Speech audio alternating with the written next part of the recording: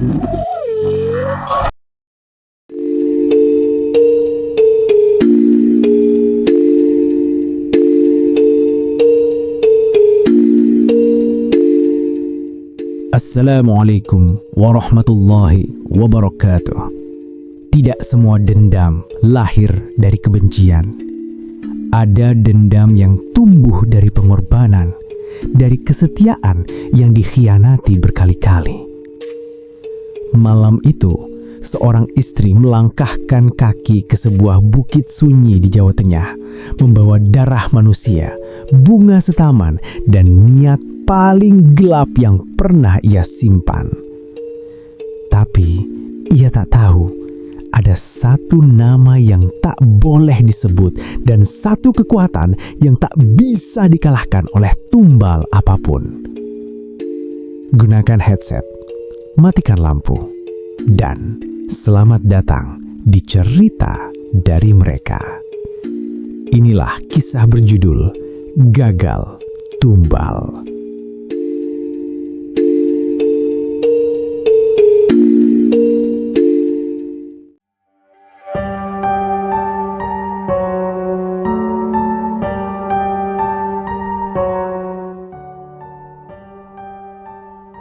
Pernikahan mereka bermula seperti kisah sederhana kebanyakan orang. Tidak mewah, tidak pula dipenuhi pesta besar. Hanya akad di sebuah rumah kecil, disaksikan keluarga dan tetangga terdekat.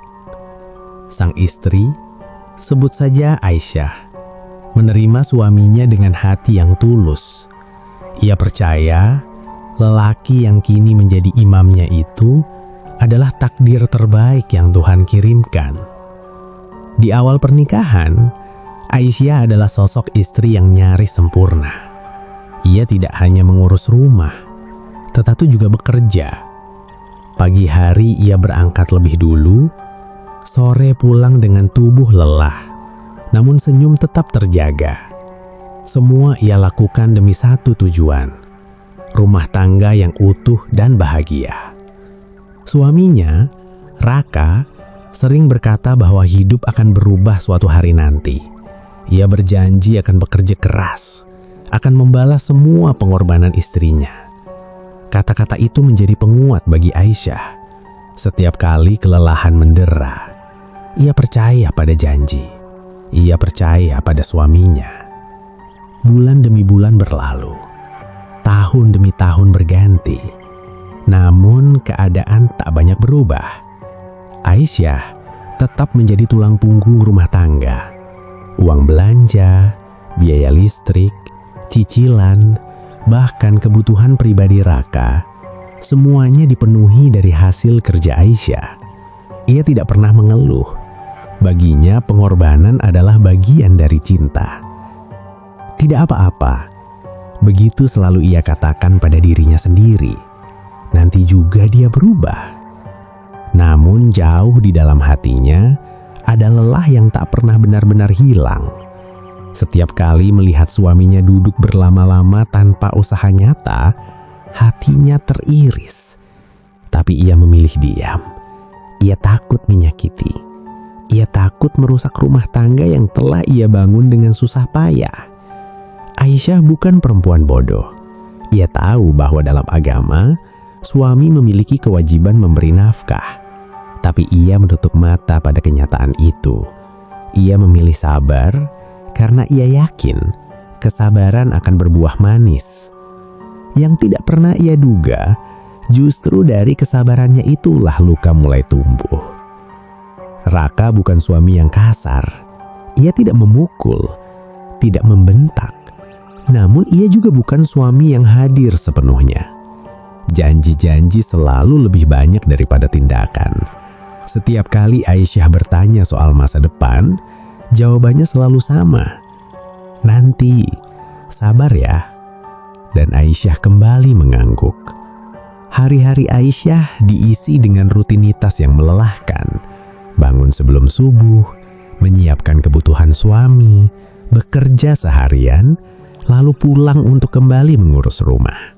Saat malam tiba, tubuhnya remuk, tapi pikirannya tak pernah benar-benar istirahat. Ia memikirkan keuangan, masa depan, dan satu pertanyaan yang mulai menghantui. Apakah semua pengorbanan ini benar-benar dihargai? Namun Aisyah menepis pikiran itu. Ia tidak ingin menjadi istri yang penuh prasangka. Ia yakin Tuhan melihat usahanya. Suatu malam, saat hujan turun pelan di luar rumah, Aisyah menyerahkan sejumlah uang kepada suaminya. Uang itu hasil lembur yang ia kumpulkan selama berminggu-minggu. "Ini buat kebutuhan kamu," katanya lembut. Raka menerimanya tanpa rasa bersalah, bahkan tanpa bertanya apakah istrinya masih punya sisa untuk dirinya sendiri. Disitulah, untuk pertama kalinya, hati Aisyah terasa kosong. Bukan karena uang, tapi karena sikap. Namun sekali lagi ia memilih diam. Ia masih percaya bahwa cinta bisa mengubah segalanya. Baginya, Raka hanyalah suami yang sedang berjuang menemukan arah hidup. Meski sering pulang larut malam atau sibuk dengan ponselnya, Aisyah memilih berpikir positif. Ia percaya pada satu hal yang selalu diucapkan Raka dengan yakin, janji setia. "Aku mungkin belum bisa membahagiakanmu secara materi," kata Raka suatu malam, "tapi aku tidak akan pernah mengkhianatimu." Kalimat itu tertanam kuat di hati Aisyah. Ia menggenggam janji itu seperti pegangan hidup. Setiap kali rasa lelah dan kecewa datang, ia mengingat kalimat tersebut dan kembali menenangkan diri. Namun, perlahan, sikap Raka mulai berubah. Ia menjadi lebih sering tersenyum sendiri saat membaca pesan di ponselnya. Jika Aisyah mendekat, layar itu segera dimatikan. Percakapan mereka semakin singkat, semakin hambar. Raka lebih banyak diam atau menjawab seperlunya. Ada jarak yang tumbuh tanpa suara. Aisyah mencoba menepis kegelisahannya. Ia menyalahkan dirinya sendiri. Mungkin karena terlalu lelah bekerja, mungkin karena ia tidak lagi secantik dulu. Ia tidak pernah terfikir bahwa pengkhianatan bisa datang dari orang yang setiap hari ia layani dengan sepenuh hati. Suatu sore, Aisyah tanpa sengaja melihat sebuah nama muncul di layar ponsel Raka. Sebuah nama perempuan. Pesan itu singkat, namun cukup untuk membuat dadanya berdegup tidak karuan. "Sudah makan?" Pertanyaan sederhana, tapi bukan darinya. Aisyah tidak langsung bertanya.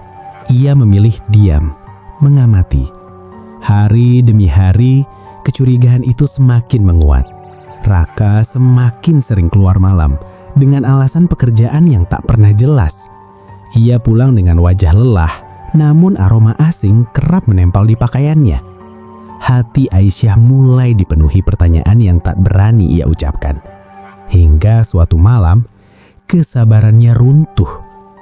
"Mas," katanya pelan, "kamu masih setia sama aku kan?" Pertanyaan itu membuat Raka terdiam sejenak. Ia tersenyum kecil. Kenapa tiba-tiba nanya begitu?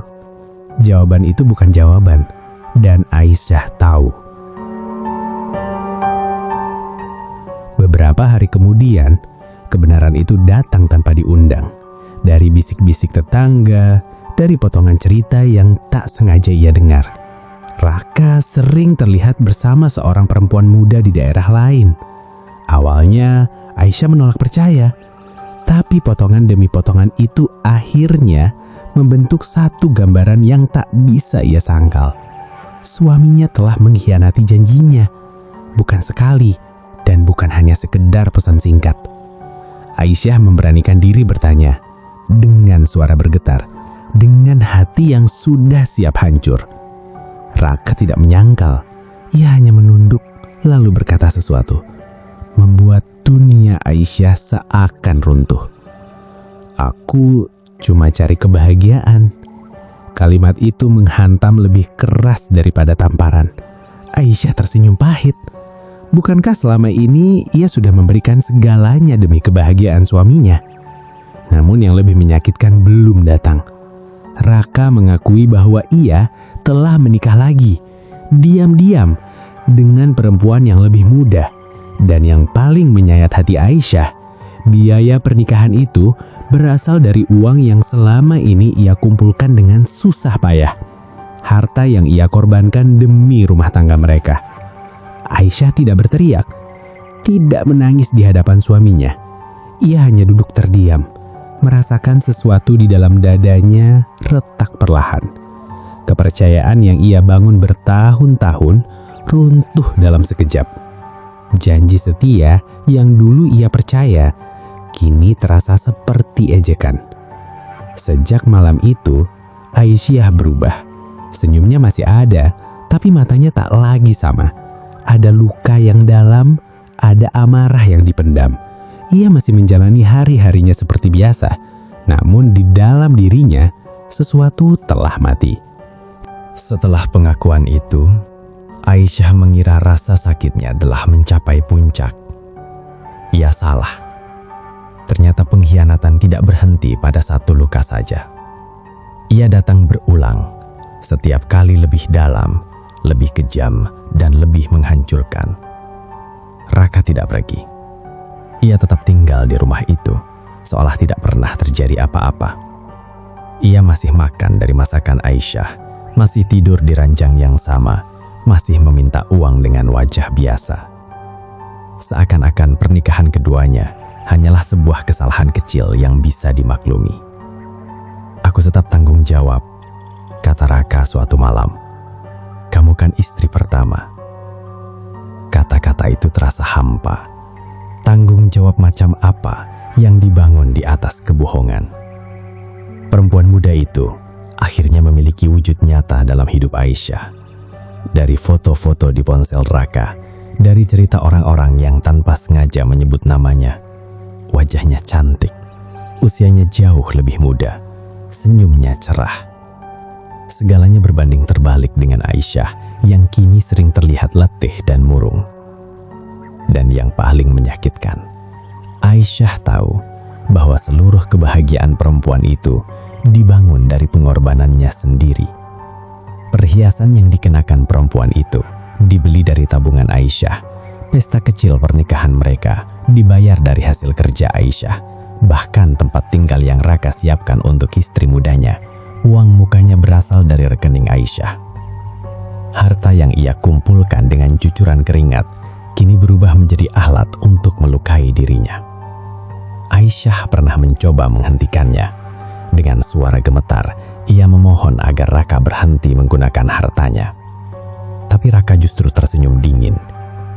"Kita kan satu keluarga, uangmu uang kita." Kalimat itu membuat Aisyah sadar bahwa dalam pandangan suaminya, dirinya bukan pasangan, melainkan sumber daya. Sejak hari itu, hidup Aisyah tak lagi sama. Ia masih bangun pagi, masih berangkat bekerja, masih menjalani rutinitas seperti biasa. Dari luar, tak ada yang berubah. Namun di dalam dirinya, badai sedang mengamuk tanpa henti. Rasa sakit yang selama ini ia pendam kini berubah wujud. Bukan lagi sekedar kesedihan, melainkan amarah yang membeku. Amarah yang tak pernah ia lepaskan, tak pernah ia ceritakan pada siapapun. Setiap senyum yang ia tampilkan hanyalah topeng, menutupi hati yang telah retak berkeping-keping. Malam-malam menjadi waktu paling berat bagi Aisyah. Saat rumah sepi dan pikirannya tak lagi sibuk, semua kenangan datang menyerbu. Janji-janji Raka, pengorbanannya sendiri, dan wajah perempuan-perempuan yang telah merenggut suaminya darinya. Dadanya sesak, nafasnya sering tersengal tanpa sebab. Dalam doa-doanya, Aisyah mulai kehilangan arah. Ia tidak lagi meminta kekuatan untuk bersabar. Yang keluar dari bibirnya justru pertanyaan-pertanyaan pahit. "Kenapa aku ya Allah?" Namun pertanyaan itu tak pernah terjawab. Yang ada hanyalah keheningan. Dan keheningan itu justru membuat hatinya semakin gelap. Aisyah mulai merasa dunia tidak adil padanya. Ia telah memberi segalanya, namun yang ia terima hanyalah kehinaan. Di titik itulah, ia mulai membenarkan pikirannya sendiri, bahwa kebaikan tidak selalu dibalas kebaikan. Dan jika keadilan tidak datang dari langit, mungkin ia harus mencarinya sendiri. Perlahan, Aisyah mulai menjauh dari lingkungan sekitarnya. Ia jarang berbincang dengan tetangga, jarang tersenyum tulus. Ia lebih sering menyendiri, tenggelam dalam pikirannya. Di tempat kerja pun ia menjadi lebih pendiam. Matanya kosong, namun pikirannya tajam. Suatu hari, saat sedang istirahat, Aisyah mendengar percakapan yang mengubah arah hidupnya. Dua rekan kerjanya berbincang pelan, membicarakan seseorang yang konon bisa menyelesaikan masalah dengan cara yang tidak biasa. Cara yang tidak tersentuh hukum manusia. Kalau urusan dendam atau balas sakit hati, dia ahlinya, kata salah satu dari mereka. Katanya bisa bikin orang celaka tanpa bekas, sahut yang lain. Kata-kata itu melekat di kepala Aisyah. Awalnya ia menepisnya. Ia tahu itu salah. Ia tahu itu jalan gelap. Namun semakin lama ia memikirkan hidupnya, semakin masuk akal jalan itu terdengar. Bukankah Raka juga tidak memikirkan halal dan haram saat menggunakan hartanya? Sedikit demi sedikit, rasa takutnya terkikis oleh amarah. Aisyah mulai mencari tahu, diam-diam. Lewat cerita orang, lewat bisik-bisik yang tak pernah ia dengar sebelumnya. Ia mendengar tentang ritual, tentang perjanjian gaib, tentang tumbal. Semua terdengar mengerikan, namun anehnya hatinya tak lagi gentar. Yang ia rasakan justru harapan yang keliru. Harapan untuk membalas, harapan untuk membuat Raka merasakan sakit yang sama. Setiap malam, pikirannya dipenuhi bayangan balas dendam. Semakin lama ia memendam dendam, semakin pikirannya terbuka pada hal-hal yang dulu bahkan tak berani ia bayangkan. Awalnya, Aisyah hanya mendengar cerita itu sebagai bisikan. Cerita yang dibungkus dengan kata-kata samar dan tatapan waspada. Tentang seseorang di Jawa Tengah yang dikenal mampu menyelesaikan masalah dengan cara gaib. Bukan sekedar santet atau guna-guna biasa, melainkan sesuatu yang jauh lebih gelap. Ritual jual manusia. Nama ritual itu saja sudah membuat bulu kuduk berdiri. Konon seseorang bisa menjual nyawa orang lain kepada makhluk gaib tertentu sebagai ganti kekayaan atau balasan setimpal. Namun ritual itu tidak sembarangan. Ada syarat, ada perjanjian, dan yang paling mengerikan, ada tumbal darah manusia. Saat pertama kali mendengarnya, Aisyah merinding. Hatinya menolak. Logikanya berteriak bahwa ini salah, bahwa ini dosa besar. Namun setiap kali ia mencoba melupakan cerita itu, bayangan wajah Raka bersama istri mudanya kembali muncul, mengoyak perasaannya. Dendam selalu menang atas akal sehat. Aisyah mulai mencari tahu lebih dalam. Bukan secara terang-terangan, tapi lewat orang-orang yang dianggap mengerti. Dari satu nama ke nama lain, dari satu cerita ke cerita berikutnya. Semua informasi itu mengarah pada satu tempat. Sebuah daerah terpencil di Jawa Tengah dikenal dengan bukit-bukit sunyi dan hutan tua yang jarang dijamah. Kalau niatmu setengah-setengah, jangan datang. Begitu pesan terakhir yang ia dengar dari seseorang. Yang datang ke sana harus siap kehilangan apapun. Kalimat itu justru menguatkan tekad Aisyah. Bukankah selama ini ia sudah kehilangan segalanya? Malam demi malam, Aisyah mempertimbangkan langkahnya. Ia mulai menyimpan uang diam-diam. Uang yang dulu ia berikan dengan ikhlas, kini ia kumpulkan dengan niat yang gelap. Tidak ada yang tahu, bahkan Raka pun tidak menyadari perubahan itu. Di dalam kamar, saat semua orang terlelap, Aisyah sering duduk memeluk lututnya sendiri. Hatinya bergejolak antara takut dan yakin, antara iman yang tersisa dan dendam yang mendesak. Namun, setiap kali keraguan muncul, ia mengingat semua penghinaan yang telah ia terima. Ini satu-satunya jalan, bisiknya pada diri sendiri. Aisyah akhirnya mendapatkan kontak seseorang yang dipercaya bisa mempertemukannya dengan pelaku ritual itu. Seorang spiritual yang dikenal dingin, jarang bicara, dan tidak pernah bertanya alasan kliennya. Baginya, niat adalah urusan manusia, perjanjian adalah urusan gaib. Pertemuan singkat itu cukup untuk membuat Aisyah sadar ia telah melangkah terlalu jauh untuk mundur. "Kamu yakin?" tanya lelaki itu singkat. Aisyah mengangguk tanpa ragu. "Kalau berhasil, kamu akan dibayar. Tapi kalau gagal, saya siap." Sejak saat itu, dunia Aisyah terasa berbeda. Udara di sekitarnya seakan lebih berat. Tidurnya sering terganggu mimpi buruk. Tentang darah, tentang suara tangisan, tentang bayangan hitam yang mengawasinya dari kejauhan. Namun, ia menganggap itu hanya ujian sebelum keinginannya terwujud. Tanggal keberangkatan ditentukan. Bukit itu dipilih. Malam itu juga telah dihitung dengan cermat. Aisyah tidak tahu bahwa semakin dekat ia pada ritual itu, semakin tipis pula batas antara dirinya dengan kehancuran. Ia mengira ia sedang menuju balas dendam. Padahal, tanpa disadari, ia sedang melangkah menuju sebuah peringatan besar dari Tuhan. Dan jalan itu sudah tidak lagi terang.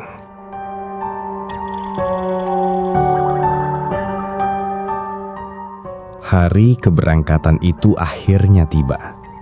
Aisyah berangkat tanpa pamit panjang, tanpa air mata, tanpa ragu. Ia hanya membawa satu tas kecil berisi pakaian, uang tunai, dan secari kertas berisi alamat yang ditulis tangan. Alamat yang akan membawanya ke sebuah tempat sunyi di Jawa Tengah. Perjalanan panjang itu ia tempuh dengan kendaraan umum. Sepanjang jalan, pemandangan berganti dari hiruk-pikuk kota menuju desa-desa yang semakin sepi. Sinyal ponsel melemah, udara terasa lebih dingin, dan perasaan di dadanya semakin berat.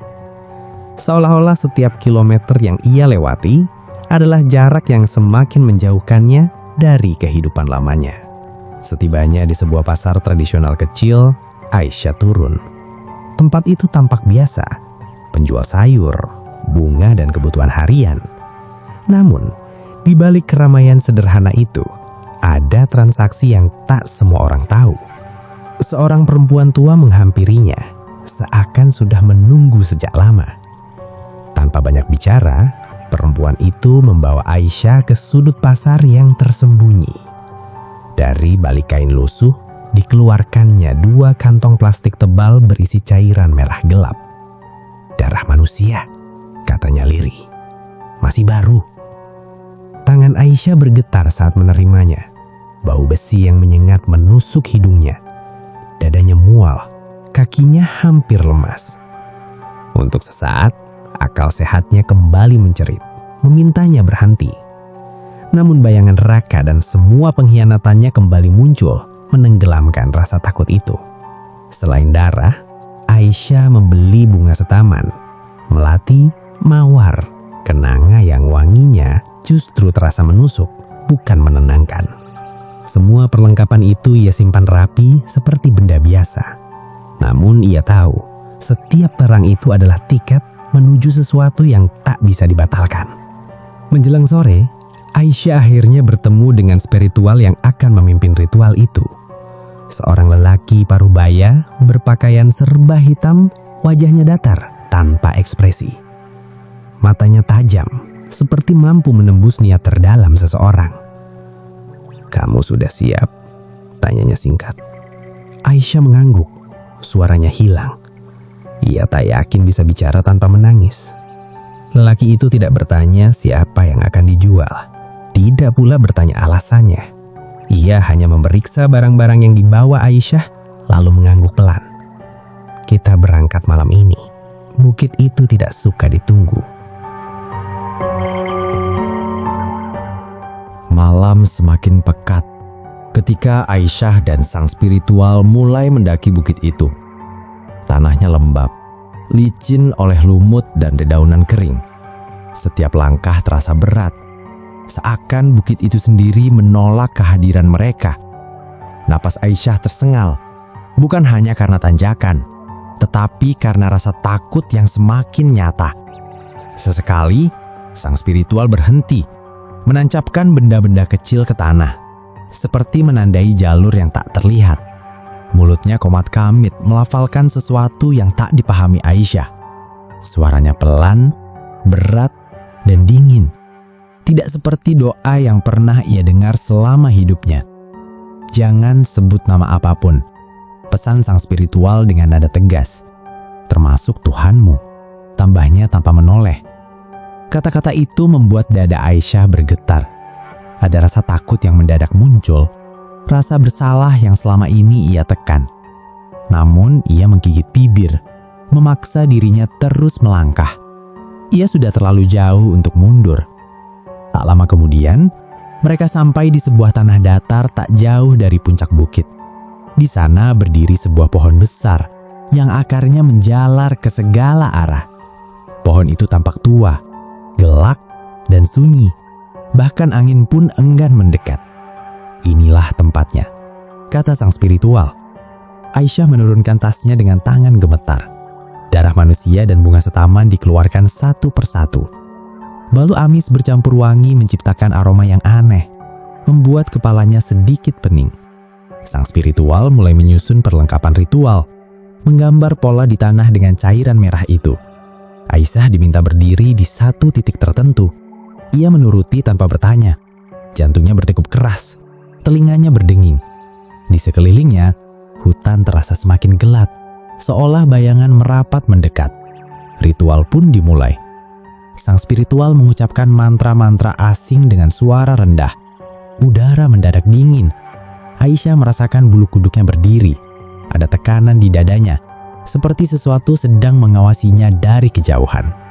Tiba-tiba, saat ia hendak melangkah sesuai arahan, kakinya terpeleset di tanah licin. Tubuhnya terhuyung, hampir jatuh ke depan.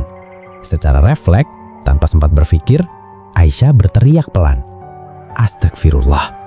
Nama itu meluncur begitu saja dari bibirnya. Sekejap, suasana berubah. Angin yang tadinya diam mendadak berhembus kencang. Daun-daun berguguran. Api kecil yang digunakan dalam ritual langsung padam. Sang spiritual berhenti mendadak. Wajahnya berubah tegang. "Apa yang kamu ucapkan?" bentaknya. Aisyah terdiam. Tubuhnya gemetar hebat. Ia sendiri terkejut dengan apa yang baru saja ia lakukan. Menyebutkan sesuatu yang dilarang justru keluar di saat paling terlarang. "Ritual dihentikan," kata sang spiritual dengan nada dingin namun penuh amarah. "Kamu melanggar." Aisyah mencoba meminta maaf, tapi suaranya tercekak. Hatinya berdegup tak karuan. Ada rasa takut yang jauh lebih besar daripada sebelumnya. Bukan pada makhluk gaib, melainkan pada kenyataan bahwa sesuatu telah menolak niatnya. Bukit ini tidak menerima orang yang masih menyebut namanya. Kalau mau lanjut, kita harus ulang dari awal. Malam lain. Malam itu, mereka turun tanpa hasil. Tidak ada perjanjian, tidak ada balasan. Hanya keheningan yang menyelimuti langkah mereka. Namun sepanjang perjalanan turun, Aisyah merasa berbeda. Ada perasaan aneh di dadanya. Bukan lega, bukan juga kecewa. Seperti ada kekuatan tak terlihat yang baru saja menyelamatkannya dari sesuatu yang lebih gelap. Namun rasa itu cepat terkubur oleh amarah. "Kenapa harus gagal?" batinnya berteriak. "Kenapa bahkan ini pun dirampas dariku?" Sesampainya di penginapan kecil, Aisyah tidak bisa tidur. Kata-kata yang ia ucapkan terus terngiang di kepalanya. Asma Allah, nama yang selama ini ia abaikan, namun justru muncul saat nyawanya seperti terancam. Ia tidak tahu bahwa kegagalan ritual pertama itu bukan sekedar kesalahan teknis. Itu adalah peringatan. Peringatan pertama. Dan sayangnya, Aisyah memilih untuk mengabaikannya. Beberapa hari kemudian, ritual kedua disiapkan. Kali ini, Aisyah datang dengan hati yang lebih dingin. Ia melatih dirinya untuk tidak panik, tidak takut, dan yang terpenting, tidak menyebut nama apapun yang dilarang. Sang spiritual kembali memimpin, namun sikapnya lebih berhati-hati. Ia mengingatkan Aisyah berkali-kali agar fokus dan tidak goyah. Malam itu, mereka kembali ke bukit yang sama. Pohon besar itu masih berdiri seperti sebelumnya, gelap dan sunyi. Namun entah kenapa, Aisyah merasakan aura yang berbeda. Udara lebih berat, tanah lebih dingin. Sang spiritual kembali menyusun ritual. Darah kembali dituang, bunga setaman kembali ditebarkan. Kali ini, sesuatu benar-benar hadir. Dari balik kegelapan, Aisyah melihat sesosok makhluk kecil. Tubuhnya hitam pekat, tingginya tak lebih dari monyet dewasa. Dia berdiri tegak seperti manusia. Matanya merah menyala, menatap lurus ke arah Aisyah tanpa berkedip. Jantung Aisyah hampir berhenti. Itu dia, bisiknya gemetar. Sang spiritual mengangguk pelan. Jangan lihat terlalu lama. Mantra dilantunkan. Angin berputar pelan di sekitar mereka. Daun-daun bergetar meski tak ada angin yang terlihat. Aisyah memejamkan mata, menguatkan diri. Inilah saatnya, pikirnya. Inilah balas dendam yang ia tunggu. Namun tiba-tiba, sang spiritual berhenti. Wajahnya berubah pucat. Tangannya gemetar. Tidak bisa. Gumamnya. Apa maksudnya? Aisyah membuka mata panik. Sang spiritual menatap ke arah makhluk itu, lalu menggeleng perlahan. Targetmu terlalu kuat. Aisyah terdiam. Kuat bagaimana? Imannya, jawab sang spiritual lirih. Orang yang ingin kamu jual ini, dia dirindungi. Doanya hidup. Ia jarang tidur malam bukan untuk maksiat, tapi untuk ibadah. Makhluk hitam itu mendengus pelan. Sorot matanya meredup, lalu perlahan menghilang ke dalam kegelapan. Udara kembali normal. Ritual kedua gagal. Bahkan sebelum benar-benar dimulai, Aisyah menjerit marah. Tidak mungkin, dia orang paling jahat yang aku kenal. Jahat di matamu, jawab sang spiritual dingin. Belum tentu di hadapan Tuhan. Kata-kata itu menghantam Aisyah lebih keras daripada kegagalan pertama. Namun ia belum menyerah. Ritual ketiga dilakukan tanpa jeda panjang. Kali ini, Aisyah nekat. Ia tidak peduli lagi pada peringatan, pada rasa takut, bahkan pada dosa. Ia hanya ingin satu hal, ritual itu berhasil. Malam ketiga terasa berbeda sejak awal. Langit mendung pekat, bulan tertutup awan. Saat mereka tiba di bukit, suasana terasa lebih sunyi dari sebelumnya. Sunyi yang menekan dada. Ritual dimulai kembali. Mantra dilantunkan lebih cepat. Darah dituang lebih banyak. Aisyah berdiri di tengah lingkaran, menahan gemetar. Makhluk itu belum muncul, namun kehadirannya terasa seperti ada sesuatu yang berdiri tepat di belakangnya. Lalu, saat ritual hampir mencapai puncaknya, terdengar suara. Bukan suara sang spiritual, bukan pula suara angin. Suara seorang perempuan. Aisyah. Tubuh Aisyah membeku. Nafasnya tertahan. Aisyah, jangan. Suara itu lembut, namun tegas. Seperti datang dari segala arah, sekaligus dari dalam kepalanya. Ia mengenali suara itu. Suara yang entah kenapa terasa sangat dekat, sangat akrab. Jangan lanjutkan. Sang spiritual terhenti. Wajahnya pucat pasi. Kita berhenti sekarang. Ini sudah terlalu jauh. Aisyah berteriak. Tidak, aku sudah hampir berhasil. Namun suara itu kembali terdengar. Lebih jelas, lebih dekat. Kalau kamu lanjutkan, kamu yang bayar sendiri. Sekejap, api ritual padam. Angin kencang berhembus, membuat pohon besar itu bergoyang keras, disertai hujan semakin lebat. Aisyah jatuh terduduk, menangis histeris.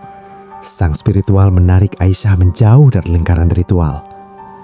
Malam itu, ritual ketiga pun gagal. Tidak ada perjanjian, tidak ada balasan, hanya ketakutan yang tersisa. Dan untuk pertama kalinya, Aisyah mulai merasa bukan hanya niatnya yang ditolak, melainkan dirinya sendiri sedang diperingatkan dengan cara yang paling keras. Aisyah pulang dengan tubuh yang sama, tetapi jiwa yang berbeda. 3 kali ritual gagal, 3 kali pula harapannya runtuh. Bukit angker itu telah ia tinggalkan. Namun bayangan malam-malam kelam masih menempel di pikirannya.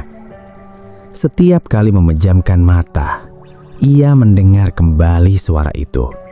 Lembut namun tegas, yang melarangnya melangkah lebih jauh. Namun bukannya reda, amarah Aisyah justru semakin membuncah. Ia merasa dipermainkan, dikhianati manusia, lalu ditolak oleh makhluk gaib.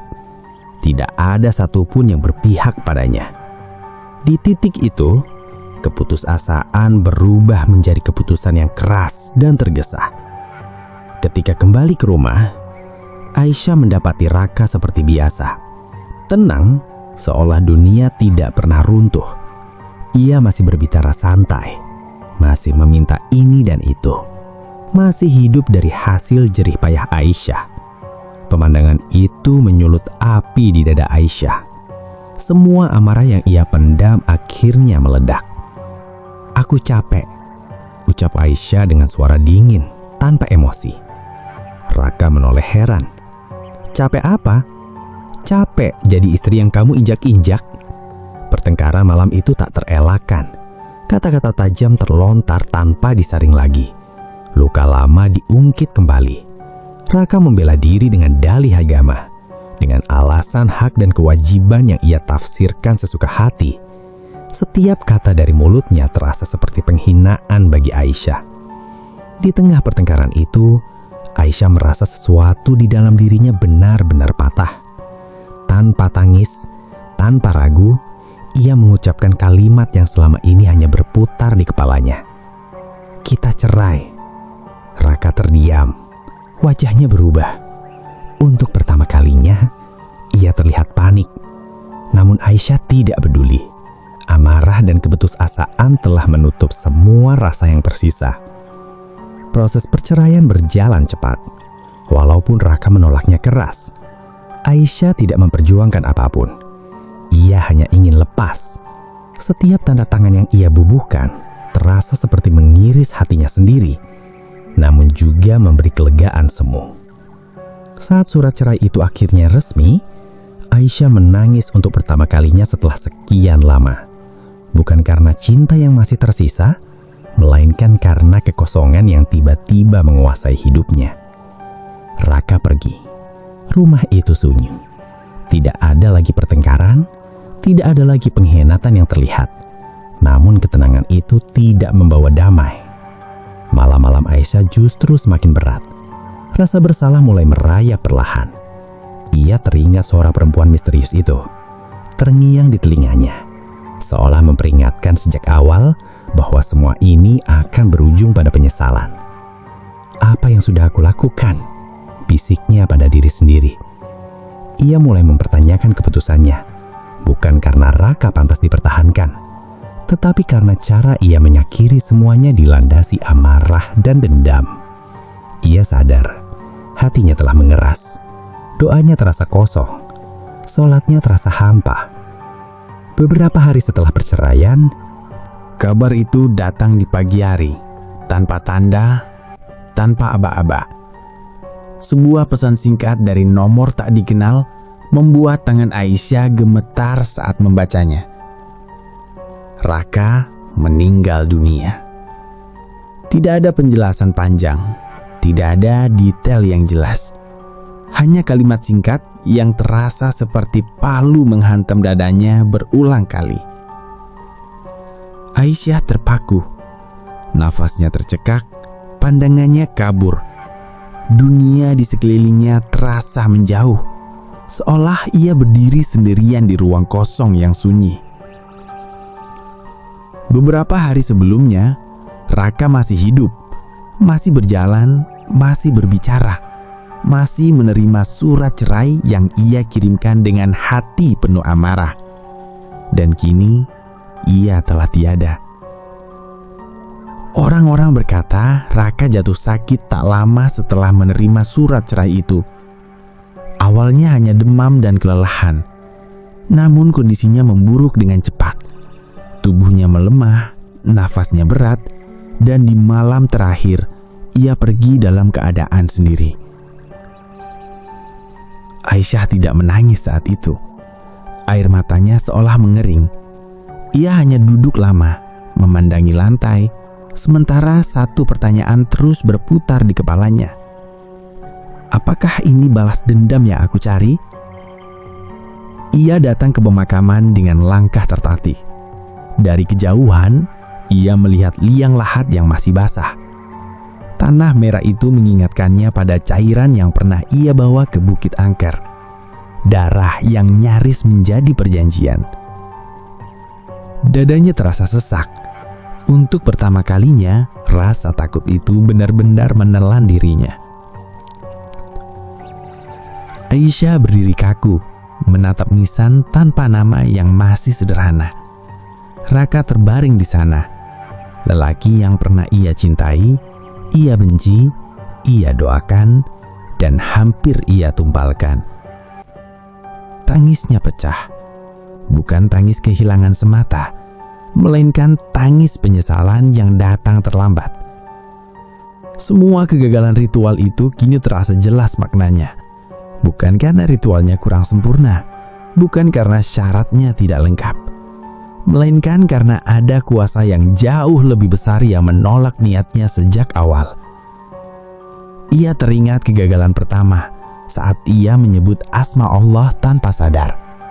Kegagalan kedua saat iman Raka menjadi pelindung yang tak bisa ditembus. Dan kegagalan ketiga saat suara itu berkata, "Kalau kamu lanjut, kamu yang akan bayar sendiri." Kini Aisyah mengerti. Raka memang meninggal, tapi bukan karena ritual, bukan karena makhluk gaib, melainkan karena takdir yang ditentukan Tuhan, dan ia harus hidup dengan kenyataan itu. Hari-hari setelah pemakaman terasa berat. Rumah yang dulu penuh luka kini dipenuhi sunyi. Aisyah sering terbangun di malam hari dengan dada berdebar, mimpi tentang bukit, pohon besar, dan mata merah yang menatapnya tanpa amarah, seolah berkata bahwa urusannya telah selesai.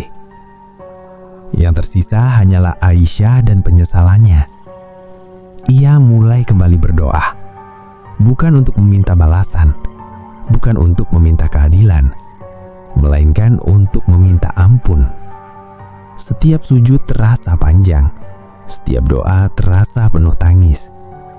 Ia sadar, ia hampir kehilangan dirinya sendiri karena dendam.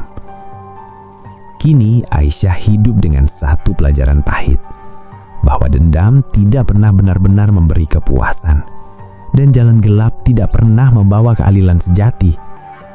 Ia mungkin tidak bisa mengubah masa lalu, ia mungkin tidak bisa memperbaiki semua kesalahan. Namun ia tahu satu hal pasti, saat manusia mencoba menjual manusia, Tuhanlah yang menentukan siapa yang dipanggil dan siapa yang ditinggalkan untuk menanggung penyesalan. Dan Aisyah adalah orang yang harus hidup dengan itu hingga akhir hayatnya.